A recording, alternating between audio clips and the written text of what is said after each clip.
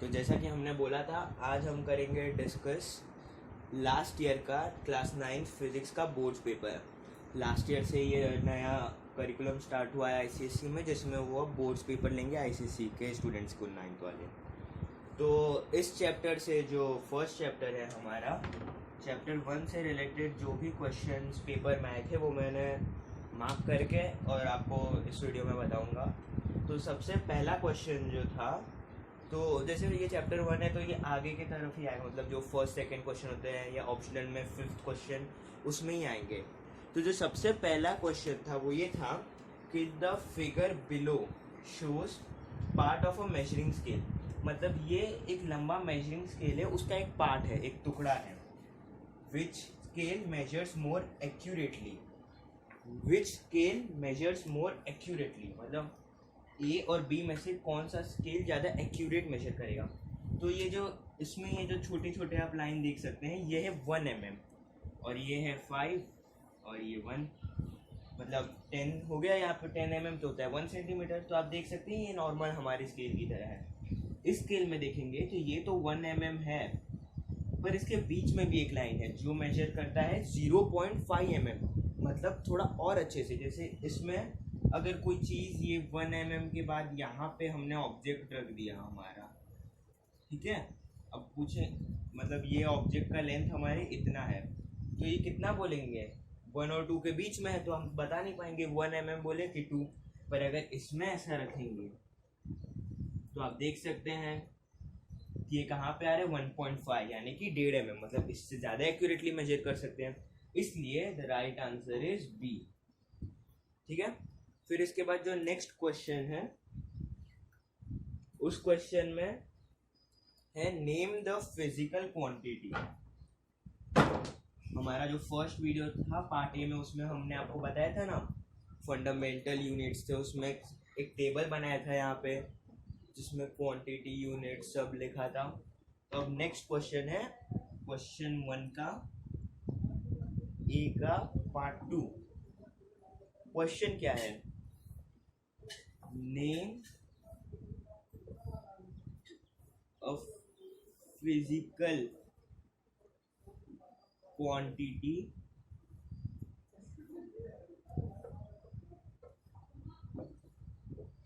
Related to light year. अब light year क्या होता है, लाइट ईयर होता है distance travelled by light in vacuum in 1 year. क्या ट्रेवल करता है, डिस्टेंस। तो डिस्टेंस किस में मेजर करते हैं हम लोग, मीटर्स में। मीटर क्या होता है, लेंथ। तो फिजिकल क्वांटिटी इसमें क्या हो गया, लेंथ, ठीक है। अब अगर इसका यूनिट पूछते तो यूनिट हो जाता मीटर। क्यों, क्योंकि मीटर फंडामेंटल यूनिट है। ये बहुत बहुत इंपॉर्टेंट क्वेश्चन है, बहुत से बच्चों का ये रॉन्ग हुआ था, इसलिए इसको एकदम ध्यान से करना चाहिए। बात करते हैं इसके बाद नेक्स्ट क्वेश्चन की। ये सारे क्वेश्चन याद से कहीं नोट कर लीजिए, आपको हो सकता है पूछ लें लास्ट ईयर के पेपर से। बहुत से बच्चे लास्ट ईयर के पेपर से भी देखते हैं। ऑनलाइन जाके आप और ढूंढ भी सकते हैं स्पेसिमेन पेपर, अलग अलग स्कूल के, अलग अलग स्टेट के। फिर नेक्स्ट क्वेश्चन है, what is the relation between time period and frequency of an oscillation of a simple pendulum. क्या बताना है हमें, रिलेशन बिटवीन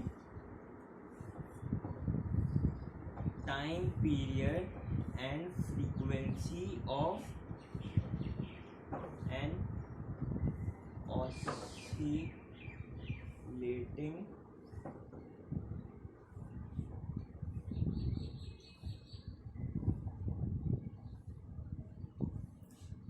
पेंडुलम। इससे पहले वाले वीडियो में ही हमने डिस्कस किया था, क्या डिस्कस किया था, कि जो f होता है वो होता है 1/t, मतलब इनवर्सली प्रोपोर्शनल, और जो t होता है वो होता है 1/f। बहुत इजी क्वेश्चन था, लेकिन आपको याद ज़रूर होना चाहिए। ये हमने आपको बताया भी था हमारे वीडियो में। इससे पहले वाले आपने नहीं देखा तो आप देख सकते हैं, इस वीडियो का लिंक मैं आपको डिस्क्रिप्शन में दे दूँगा। उसके बाद नेक्स्ट क्वेश्चन था इस क्वेश्चन के बारे में हमने पहले ही आपको पिछले वीडियो में बताया था कि ऐसे क्वेश्चंस आपको आपके एग्जाम में पूछे जाएंगे। चलिए देखते हैं क्वेश्चन क्या है। क्वेश्चन है what will be the effect on the time period of a pendulum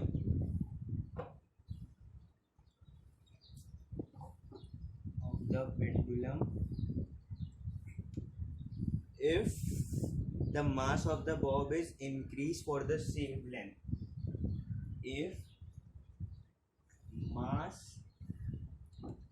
of the bob, Bob मतलब पता है ना, जो उसके स्ट्रिंग होता है, जो जो हमारी रस्सी होती है, उसके नीचे जो एक हैवी पॉइंट ऑफ मास होता है, कोई भी हैवी चीज of mass of the Bob is increased, मतलब जो बॉब का वजन है वो लोग बढ़ा देंगे। जैसे अगर पहले 10 ग्राम्स था तो उस बॉब को अब 20 ग्राम्स 25 ग्राम जैसा उनकी मर्जी वैसे बढ़ा देंगे फॉर the same length।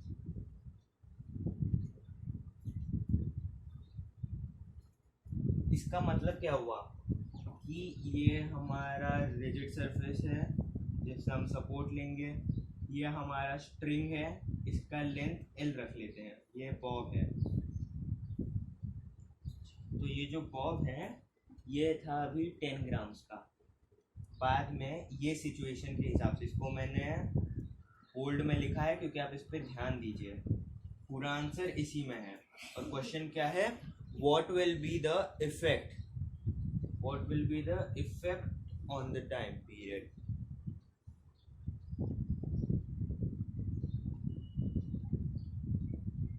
ठीक है, ये देखते हैं।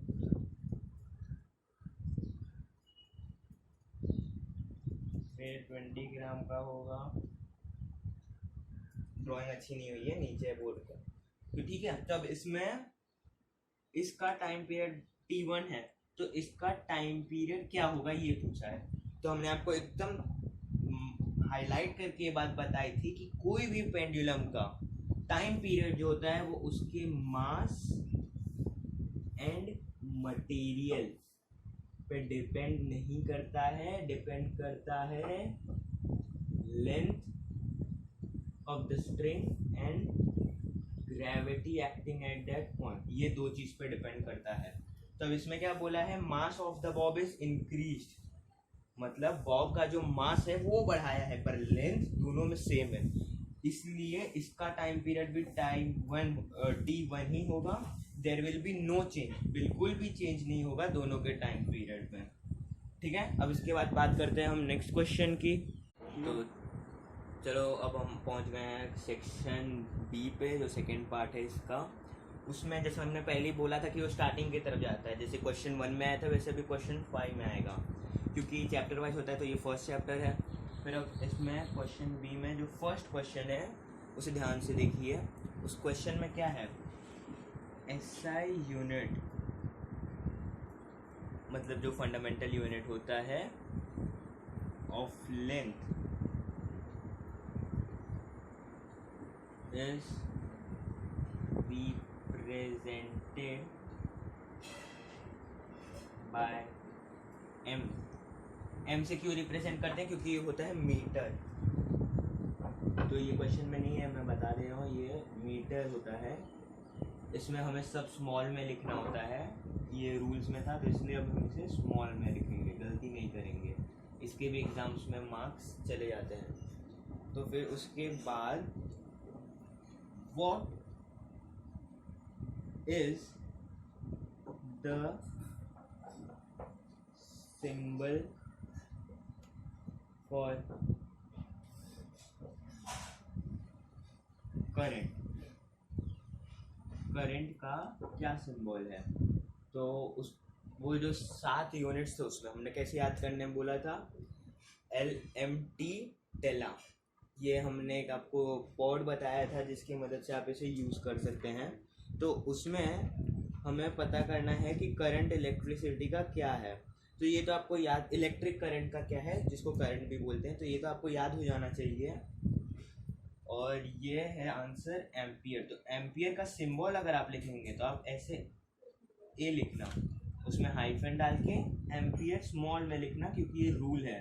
रूल हमने डिस्कस किया था पार्ट 1 के लास्ट पार्ट में, वीडियो के पार्ट 1 के, तो आप वो देख सकते हैं। तो उसको हम ऐसे लिखेंगे,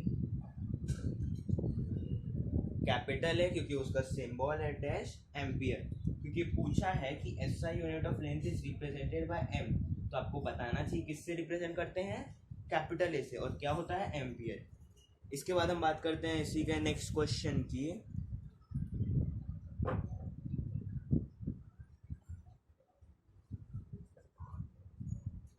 चलो देखते हैं नेक्स्ट क्वेश्चन क्या है। when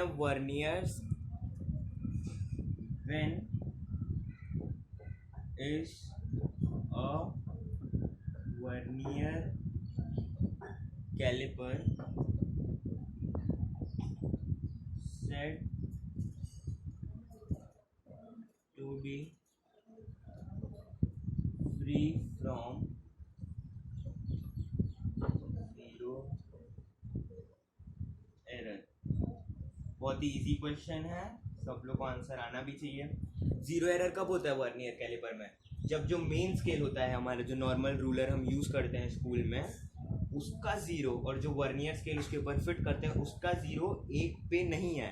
तब जैसे ये ज़ीरो एक दूसरे से कोइंसाइड नहीं हो, ज़ीरो ज़ीरो दोनों का एक लाइन में ना आए, तब उसको बोलते हैं ज़ीरो एरर। तो अगर आगे चले जाता है तो वो हो जाता है नेगेटिव ज़ीरो एरर, पीछे चला आता है तो होता है पॉजिटिव ज़ीरो एरर। तो ये आपको पता होगा, वर्नियर कैलिपर वाले वीडियो में ध्यान से देखिएगा, उसके ऊपर हमने एक न्यूमेरिकल भी बताया था। सो अब क्वेश्चन क्या है, when is the vernier calliper said to be free from zero error? कब ऐसा सिचुएशन होगा जब वर्नियर कैलिपर में जीरो एरर ना हो? तो सिचुएशन तब होगा when the zero division of vernier scale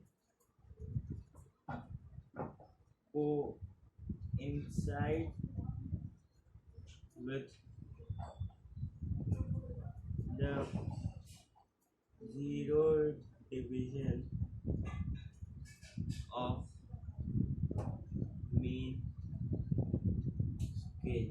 इतना ही आंसर लिखना है क्योंकि ये 1 मार्क का क्वेश्चन है, तो इसके लिए आपको ज़्यादा नहीं लिखना होगा। तो ये आंसर है, जब ये सिचुएशन होगा जब जीरो दोनों का एक दूसरे से कोइंसाइड करेगा तभी ऐसा हो पाएगा। ठीक है, अब बात करेंगे नेक्स्ट क्वेश्चन की। तो अब नेक्स्ट क्वेश्चन है थर्ड क्वेश्चन। बहुत ही ट्रिकी क्वेश्चन है, और जो ध्यान से अपने टेक्स्ट बुक को पढ़ा होगा सिर्फ उसी को ये क्वेश्चन का आंसर आएगा, क्योंकि ये पैराग्राफ में से है, हाईलाइटेड भी हो सकता है आपके बुक के पैराग्राफ में। तो क्वेश्चन क्या है, name the principal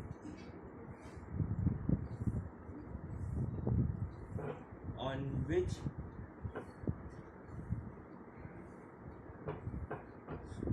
screw gauge works। किस प्रिंसिपल पर, किस सिद्धांत पर स्क्रू वॉच वर्क करता है? आंसर नाम में ही है, क्या नाम है, स्क्रू वॉच। किसके सिद्धांत? स्क्रू के प्रिंसिपल पे। जिस स्क्रू में से अंदर टाइट करते हैं उसके ऊपर जो एक एक रिम पे लाइन होती है, उससे हम लोग इसका पिच करते हैं, फिर इसको टर्न करते हैं, जैसे स्क्रू को अंदर डालते हैं। तो हर एक चीज़ कैसे होती है, स्क्रू से। तो इसलिए आंसर लिखना है screw watch works on the principle of screw. एक स्क्रू के प्रिंसिपल पे ये काम करता है। ठीक है, अब इसके बाद हम बात करते हैं नेक्स्ट सेट ऑफ क्वेश्चन की।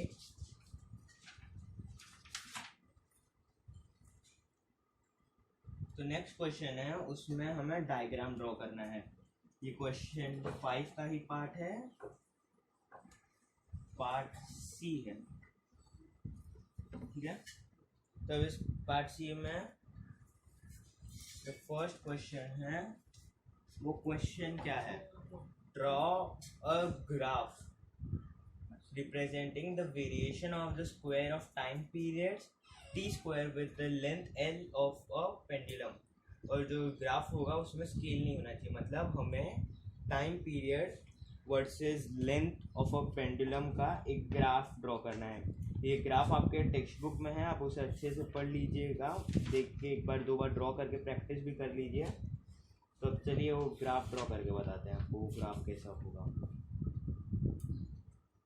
ये ग्राफ स्केल नहीं होना चाहिए, मतलब इस पर अगर आप मार्किंग नहीं लिखेंगे तो भी चलेगा। ये हमारा ग्राफ हो गया, ये हो गया वाई एक्सिस। लेबल ज़रूर कर देना, खाली स्केल नहीं होने बोला है, लेबल करना कंपलसरी होता है। एक्सिस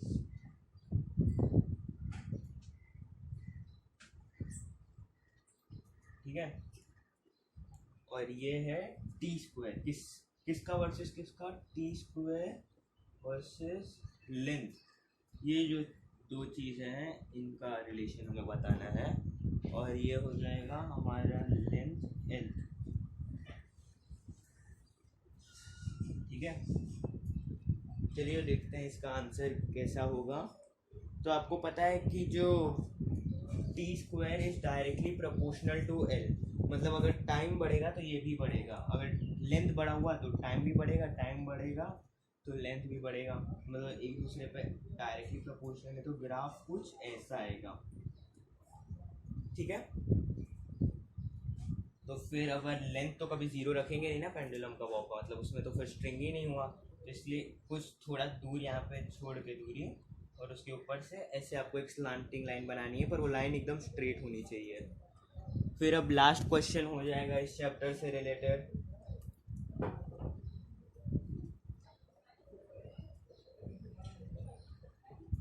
चलिए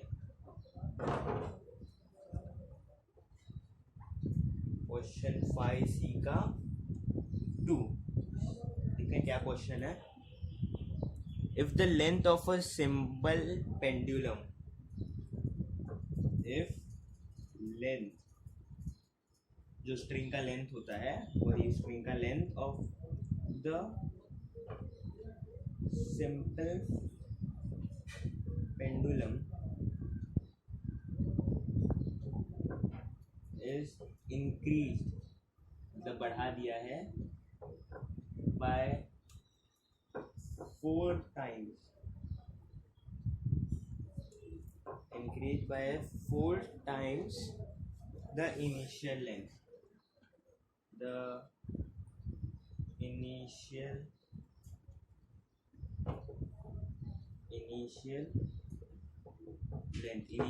लेंथ मतलब जो पहले लेंथ था उससे 4 टाइम्स ज़्यादा, से पहले अगर इतना लेंथ था तो उससे 4 टाइम्स और लंबा कर दिया है जो स्ट्रिंग होता है। How is the time period affected.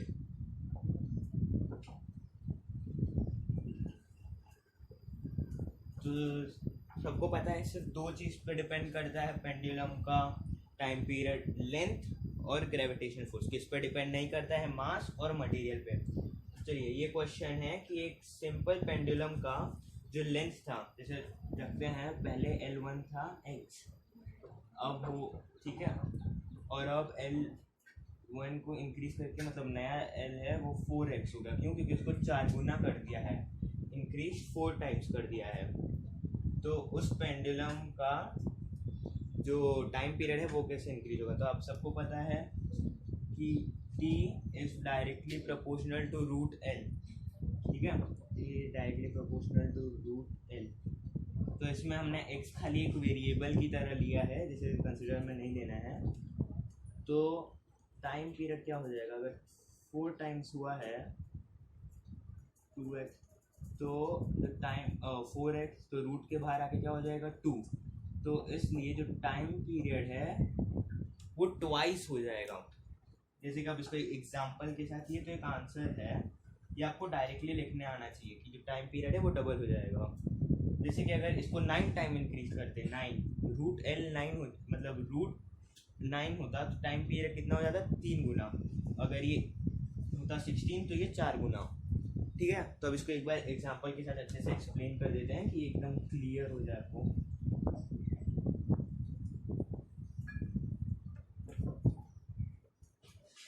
कि जैसे कि ये हमारा पेंडुलम है, ये रिजिड सरफेस है, इसका एल जो पहले था वो था 9 सेंटीमीटर। तो इसका टाइम पीरियड कितना होगा, रूट एल कितना है 3, तो इसका टाइम पीरियड होता 3 सेकेंड। ठीक है, पर अब जब इसका नया है, अगर कोई नया ले लेंगे, ये एग्ज़ाम वाला क्वेश्चन नहीं है, दूसरा क्वेश्चन है, मैं आपको बस एक्सप्लेन कर रहा हूँ। तो अगर हम दूसरा ले लेंगे, उसमें हम क्या करेंगे, L2 लेंगे 16 सेंटीमीटर। ठीक है, तो ये कितना हो जाएगा, तो 4 सेंटीमीटर। ठीक है, तो मतलब इसमें कैसा होगा कि जब लेंथ बढ़ेगा तो टाइम पीरियड भी बढ़ेगा, पर उतना सेम नहीं बढ़ेगा। कि अगर जैसे लेंथ 0 से मैंने 9 कर दिया तो टाइम पीरियड क्या होगा, रूट 9। क्यों, क्योंकि time period is directly proportional to root of L. तो हमारे में क्वेश्चन में क्या था, इज इंक्रीज बाय 4 टाइम्स। तो अगर कोई चीज़ का 4 टाइम्स इंक्रीज करेंगे तो उसका रूट हो जाएगा 2। तो time period will increase by 2 times. ठीक है, ये उसका रिलेशनशिप है, तो आप उसको याद कर लीजिएगा अच्छे से। फिर बस ये लास्ट क्वेश्चन था इस चैप्टर का बोर्ड के पेपर में, अच्छे से नोट कर लीजिएगा। कोई डाउट होगा तो कमेंट में पूछ लीजिएगा। और ये चैप्टर अब हमारा पूरी तरह से फिनिश हो गया है। तो थैंक यू फॉर वॉचिंग।